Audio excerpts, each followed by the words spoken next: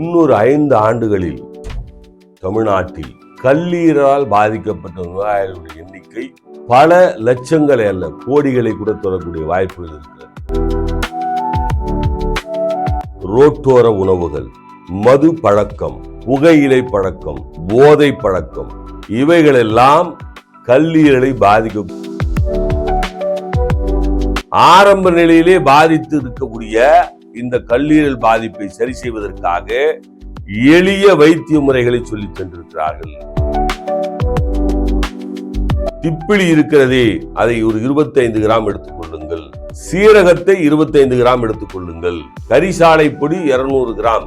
இந்த மூன்றையும் கலவை செய்து வைத்துக் கொள்ளுங்கள்.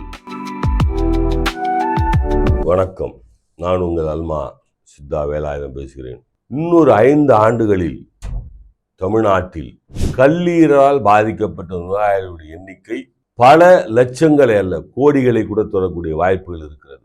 காரணம், ரோட்டோர உணவுகள், மது பழக்கம், புகையிலை பழக்கம், போதை பழக்கம் இவைகளெல்லாம் கல்லீரலை பாதிக்கக்கூடிய வாய்ப்புகள் அதிகமாக ஏற்படும். கல்லீரல் பாதிப்புக்கு உலகமே இன்றைக்கு பெரிய ஆராய்ச்சியை செய்து கொண்டிருக்கிறது. நவீன காலத்தில் இன்றைக்கு நாம் வாழ்ந்து கொண்டிருக்கிறோம். இந்த நவீன காலத்திலிருந்து இன்னொரு 5 ஆண்டுகளுக்கு பிறகு இந்த நோய் தான் மனிதர்களை அதிகம் தாக்கும் என்று உலகத்தினுடைய பெரிய மருந்து தயாரிக்கக்கூடிய நிறுவனங்கள் எல்லாம் கோடிகளை கொட்டி ஆராய்ச்சிகளை செய்து கொண்டிருக்கிறார்கள். ஆனால் சித்தர்கள் இந்த கல்லீரல் பாதிப்பை ஆரம்ப நிலையிலே பாதித்து இருக்கக்கூடிய இந்த கல்லீரல் பாதிப்பை சரி செய்வதற்காக எளிய வைத்திய முறைகளை சொல்லி சென்றிருக்கிறார்கள். திப்பிலி இருக்கிறதே, அதை ஒரு 25 கிராம் எடுத்துக் கொள்ளுங்கள். சீரகத்தை 25 கிராம் எடுத்துக் கொள்ளுங்கள். கரிசாலை பொடி 200 கிராம். இந்த மூன்றையும் கலவை செய்து வைத்துக் கொள்ளுங்கள்.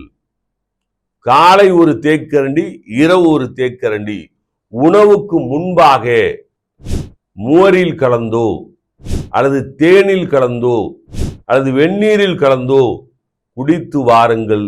2 மண்டலங்கள் 96 நாட்கள் குடித்து வாருங்கள். ஆரம்ப நிலையில் உள்ள கல்லீரல் பாதிப்பு சரியாவதற்கான வாய்ப்புகள் மிக அதிகமாக இருக்கிறது என்று நம்முடைய சித்தர்கள் சொல்லி வைத்திருக்கிறார்கள். எளிய வைத்திய முறை பயன்படுத்தி பாருங்கள்.